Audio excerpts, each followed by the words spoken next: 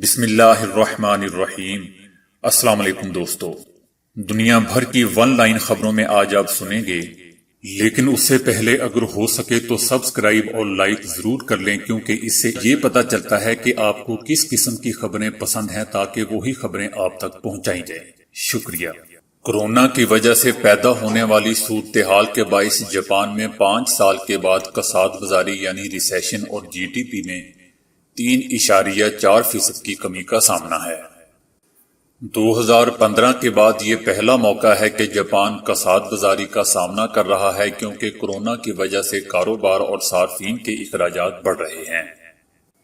ماہرین کا کہنا ہے کہ مستقبل میں بھی کچھ اچھے حالات دکھائی نہیں دے رہے۔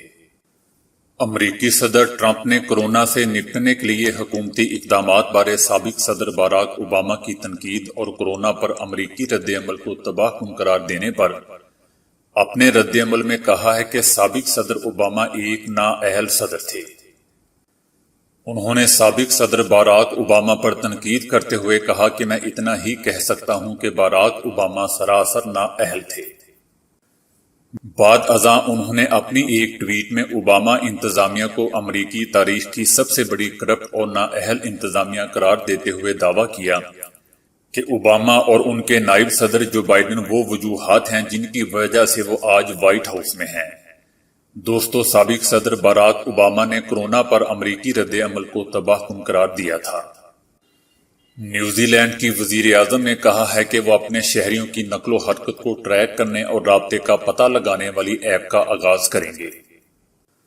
نیوزی لینڈ کی وزیر اعظم نے کہا کہ لوگوں کو ان کی ذاتی حرکات کو ریکارڈ کرنے میں مدد کرنے میں ڈیجیٹل ڈائری ایپ کا استعمال ہوگا اور صارف کے علاوہ ڈیٹا کسی اور کے ساتھ شیئر نہیں کیا جائے گا۔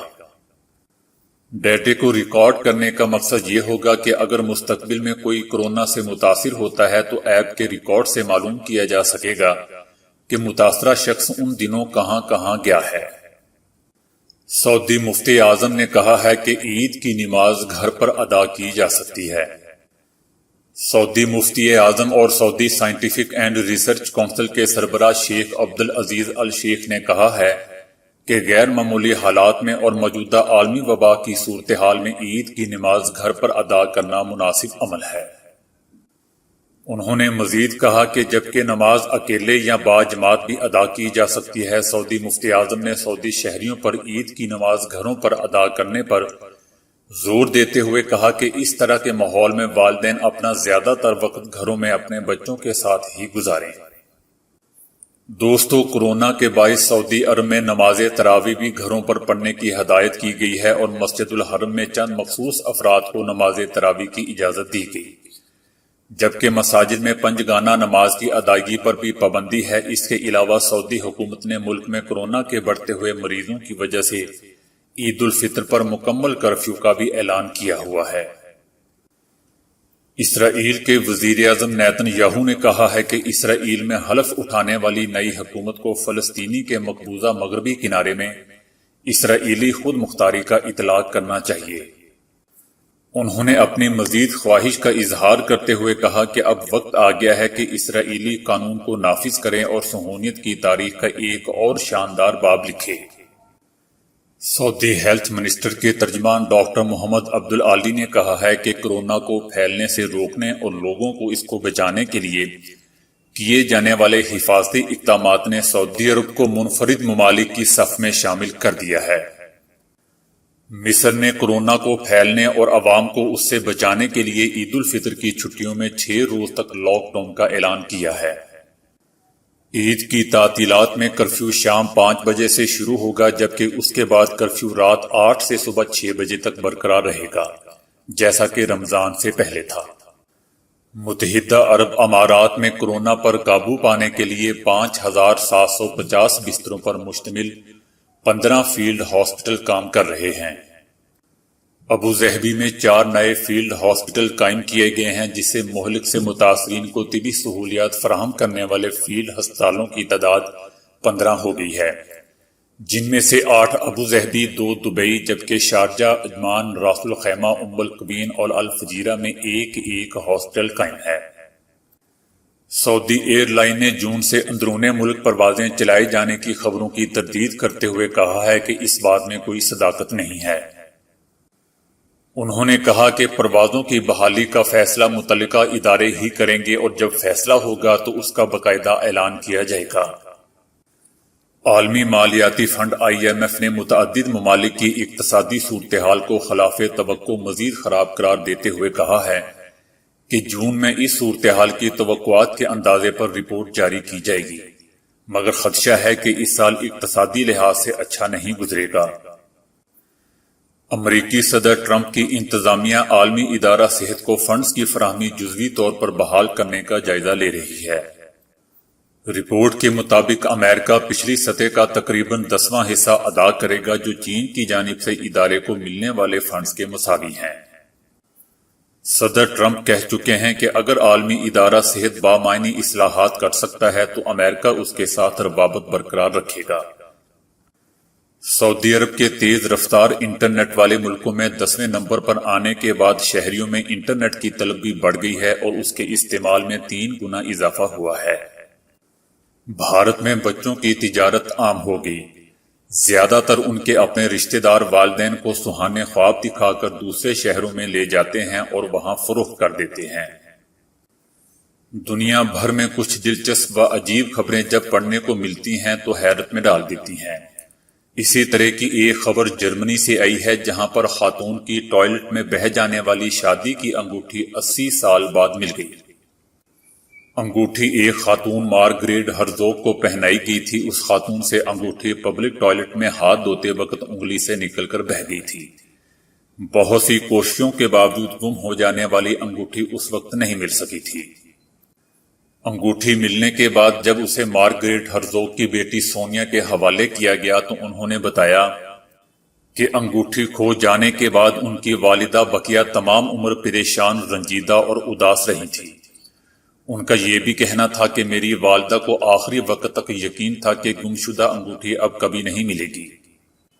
مارگریٹ ہرزوگ کی موت 1996 میں 87 برس کی عمر میں ہو چکی ہے۔ عالمی وبا کے پیش نظر سماجی فاصلے قائم رکھنے کے لیے مختلف انداز اپنائے جا رہے ہیں۔ فرانس میں ڈرائیو ان عبادات اور پارک میں مکینیکل ہاتھی سے پانی پھینک کر لوگوں کو دور دور رکھا گیا۔ فرانس میں اب ڈرائیور ان کیتھولک سروس کا بھی آغاز ہو گیا ہے۔ لوگ اپنی اپنی گاڑیوں میں بیٹھ کر ہی عبادت میں مصروف رہتے ہیں۔ بشپ نے دور کھڑے ہو کر لوگوں کو الوداع بھی کہا۔ ایک حالیہ تحقیق سے پتہ چلا ہے کہ کورونا کے باعث اپنے گھروں میں بند نوجوانوں کی 1/4 تعداد پریشان اور متفکر ہے اور یہ سوچتے ہیں کہ حالات کب معمول پر آئیں گے۔ برطانیہ کی Royal society for public health یعنی RSPH کے تحت کرائے گئے سروے سے ظاہر ہوا ہے کہ 18 سے 24 سال کے نوجوان لاک ڈاؤن اور قرنطینہ کی صورتحال سے معمر افراد کی نسبت زیادہ پریشان ہیں، جن کی عمریں 75 سال سے زیادہ ہیں۔ قطر حکومت نے کورونا کی روک تھام کے سلسلے میں دنیا کی سخت ترین سزائیں متعارف کروائی ہیں۔ پبلک مقامات میں فیس ماسک نہ پہننے والوں کو 3 سال جیل کی سزا دی جائے گی اور 45,000 پاؤنڈ جرمانہ بھی کیا جائے گا۔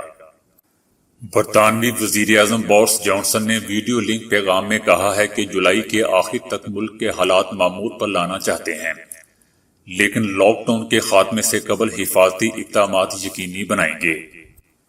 انہوں نے کہا کہ لاک ڈاؤن میں نرمی یا ہٹائے جانے پر کوئی تاریخ نہیں دے سکتا، تاہم کورونا کو شکست دینے کے قریب ہیں۔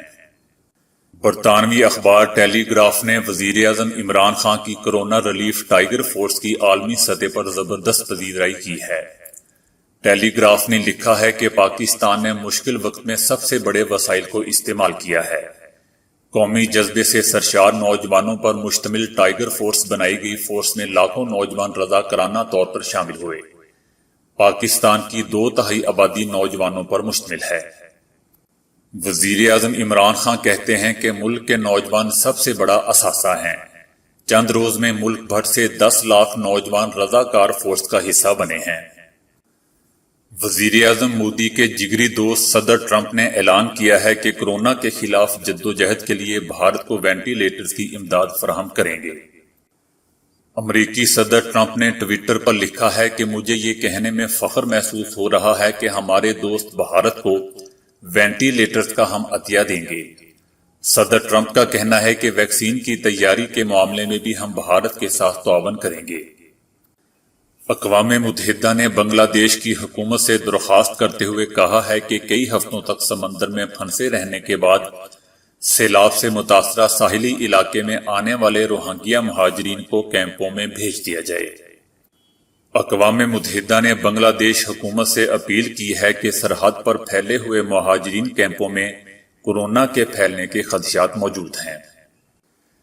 حکومت نے اعلان کیا تھا کہ ہفتے اور اتوار کو مارکیٹیں بند رہیں گی، جس پر chief justice of Pakistan justice Gulzar Ahmed نے کہا ہے کہ کیا ہفتے اور اتوار کو سورج مغرب سے نکلتا ہے؟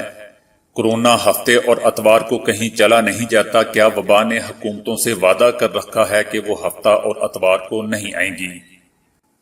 انہوں نے کہا کہ جو دکانیں سیل کی گئی ہیں انہیں کھول دیا جائے۔ آپ نئے کپڑے نہیں پہننا چاہتے لیکن دوسرے پہننا چاہتے ہیں۔ عید پر رش بڑھ جاتا ہے۔ عید کے موقع پر ہفتے اور اتوار کو بھی مارکیٹیں بند نہ کی جائیں۔ چیف جسٹس گلزار احمد نے کہا کہ عوام حکومت کے غلام نہیں ہیں، عوام پر حکومت آئین کے مطابق کرنا ہوتی ہے۔ مارکیٹیں اور کاروباری سرگرمیوں کو ہفتہ اتوار کو بند کرنا آئین کی خلاف ورزی ہے۔ پاکستان کی وفاقی حکومت نے ملک کے تمام بڑے ایئرپورٹ ٹھیکے پر دینے کا اصولی فیصلہ کیا ہے، تاہم اس کا حتمی فیصلہ وفاقی کابینہ کی منظوری سے کیا جائے گا۔ بھارت میں معاشی پیکج کی آخری قسط جاری، کام کی بات کم، مودی حکومت کی تعریف زیادہ۔ وزیر خزانہ نرملا سیتا رامن نے اتوار کے روز معاشی پیکج کی 5ویں اور آخری قسط جاری کر دی۔ آخری قسط میں بھی مودی حکومت کی طرف سے کیے کاموں کا ہی ذکر زیادہ تھا اور نئے اعلانات کم ہی نظر آئے۔ تو دوستو آج کے لیے اتنا ہی۔ ویڈیو کو لائک اور شیئر کرنے کا بہت بہت شکریہ۔